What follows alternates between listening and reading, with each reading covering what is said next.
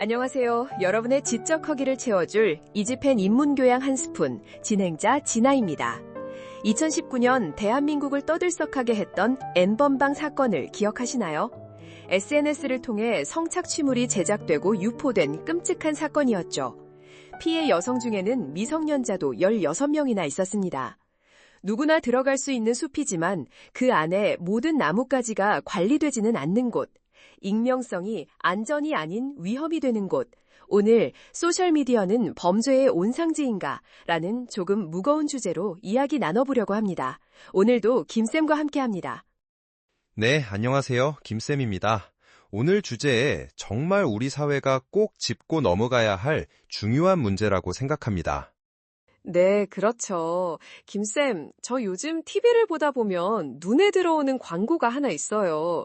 딥페이크 기술을 성범죄에 악용하면 안 된다는 캠페인인데 졸업사진마저 옆모습으로 찍어야 하는 현실을 보여주더라고요. 이 딥페이크 기술 정확히 뭔가요? 딥페이크는 인공지능 기술인 딥러닝과 가짜를 뜻하는 페이크를 합친 말입니다. 원래는 인공지능을 기반으로 사람의 이미지를 사진이나 영상에 합성하는 기술이죠. 그런데 지금은 이 개념이 완전히 변질돼서 딥페이크라는 단어를 들으면 많은 분들이 자연스럽게 딥페이크 성범죄를 떠올리게 되었습니다. 정말 안타까운 현실이네요. 실제로 이 기술을 악용한 사건들이 많았죠?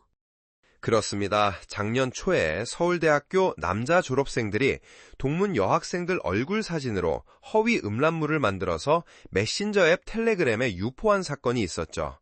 하지만 그건 시작에 불과했습니다. 같은 해 여름에는 학생과 교사들을 대상으로 한 딥페이크 음란물이 텔레그램 단체 채팅방을 통해 동시다발적으로 퍼졌습니다. 인스타그램이나 페이스북에 올린 셀카를 마음대로 가져다 쓴 건데요. 피해자가 전국의 중고등학생과 교원을 포함해서 무려 1000여 명에 달했습니다.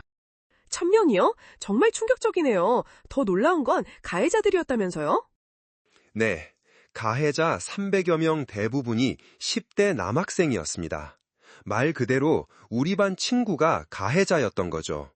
이 사건 때문에 수많은 여학생들이 SNS를 비공개로 바꾸고 나도 모르는 내 가짜 음란물이 떠돌지 모른다는 공포에 떨어야만 했습니다.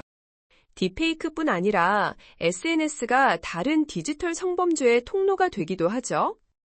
맞습니다. 불법 촬영물 유포, 온라인 그루밍, 성매매 강요, 성적 모욕 등 정말 다양합니다. 특히 SNS를 자주 접하는 청소년들이 이런 범죄에 더 취약한데요. 한 논문에 따르면 청소년이 온라인에서 유해 컨텐츠에 노출될수록 디지털 성범죄에 노출될 가능성도 커진다고 합니다. 또 청소년들이 소셜미디어를 통해 사용하는 디지털 혐오 표현도 문제입니다. 이런 표현을 자주 쓰다 보면 타인을 향한 공격성이나 폭력성에 점점 둔감해지거든요. 결국 유해 컨텐츠에 노출되는 것에서 그치지 않고 직접 가해 행위까지 이어진다는 거군요. 네, 그렇습니다. 10대 대상 설문조사를 보면 응답자의 84.1%가 온라인에서 자살이나 음란물 같은 유해 컨텐츠에 노출된 경험이 있다고 해요. 유해 컨텐츠에 노출되다 보면 점점 더 자극적인 디지털 혐오 표현을 사용하게 되고 결국엔 디지털 성범죄에 가담하게 되는 악순환이 생기는 겁니다. SNS가 피해자를 만드는 동시에 가해자를 키우고 있는 셈이죠. 정말 심각하네요. 그런데 문제는 여기서 끝나지 않는다고 들었습니다. 바로 온라인 도박 문제인데요. 예전에는 도박하면 어른들이나 하는 거라 생각했는데 요즘은 청소년들이 즐기는 놀이가 되었다고요? 네, 정말 심각합니다. 청소년들이 SNS를 통해 불법 도박 사이트에 너무 쉽게 노출되고 가입도 별다른 인증 절차 없이 가능해서 진입 장벽이 매우 낮습니다. 2023년에 경찰청 국가수사본부가 온라인 도박을 특별 단속했는데 검거된 9,971명 중에 무려 47.2%, 그러니까 4,115명이 청소년이었습니다. 절반 가까이가 청소년이라니 도박 자금을 마련하기 위해 2차, 3차 범죄로 이어지는 경우도 많겠어요. 당연합니다. 중고거래 사기를 치거나 불법 대출을 받는 건 물론이고, 심지어 직접 불법 도박 사이트를 운영한 청소년 조직이 적발되기도 했습니다. 이런 온라인 도박은 절대 돈을 딸 수 없는 구조입니다. 확률을 조작해서 돈을 잃게 만들고, 혹시 돈을 따더라도 사이트를 그냥 폐쇄해버리죠. 심지어 미성년자가 불법 도박을 했다고 경찰에 신고하겠다고 협박해서 돈을 못 받게 하기도 합니다. 요즘 웹툰이나 드라마에 나오는 끔찍한 학교폭력이나 범죄들이 온라인 도박과 연결된 경우가 많은데, 이게 가상이 아니라 현실이라는 게 더 무서운 거죠. 마지막으로 더 충격적인 이야기가 남았습니다. 바로 마약 문제입니다. 한때 마약 청정국이라고 불렸던 대한민국이 이제는 아니라고요. 네, 옛말이 되어버렸습니다. 평범한 회사원이나 주부는 물론이고 이제는 청소년들까지 마약에 손을 대고 있습니다. SNS를 통해 너무나 쉽게 거래할 수 있게 되면서 단순한 호기심이나 친구의 권유로 시작했다가 중독되는 청소년들이 급증하고 있어요.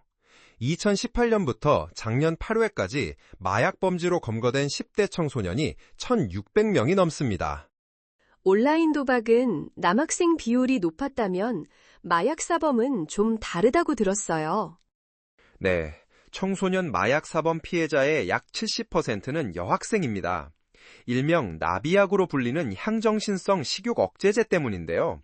마른 몸을 선망하는 여학생들이 다이어트를 위해 이게 마약인 줄도 모르고 접하는 경우가 대부분입니다. 또 암 환자에게나 쓰는 펜타닐 패치를 사용한 청소년들도 무더기로 적발되었죠. 펜타닐이요? 그건 정말 위험한 약물 아닌가요? 매우 위험합니다. 중독성이 엄청나고 환각 같은 부작용은 물론 사망에 이를 수도 있습니다. 중추신경을 손상시켜서 허리를 제대로 펴지 못하게 만들어 미국에서는 좀비 마약이라고도 불립니다.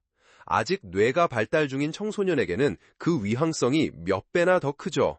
이렇게 치명적인 마약을 단순히 호기심이나 살을 빼기 위해 구할 수 있다는 것, 이게 먼 나라 얘기가 아니라 바로 지금 대한민국에서 벌어지고 있다는 사실이 정말 끔찍할 따름입니다. 네, 오늘 정말 무거운 이야기를 나눴습니다. 편리함과 소통을 위해 만들어진 소셜미디어가 우리 청소년들을 범죄의 구렁텅이로 밀어넣고 있는 현실이 너무나 안타깝습니다. 이 문제를 해결하기 위한 사회적인 관심과 노력이 절실해 보입니다. 이즈펜 인문교양 한 스푼, 오늘 준비한 내용은 여기까지입니다. 청취해주신 여러분 감사합니다. 감사합니다.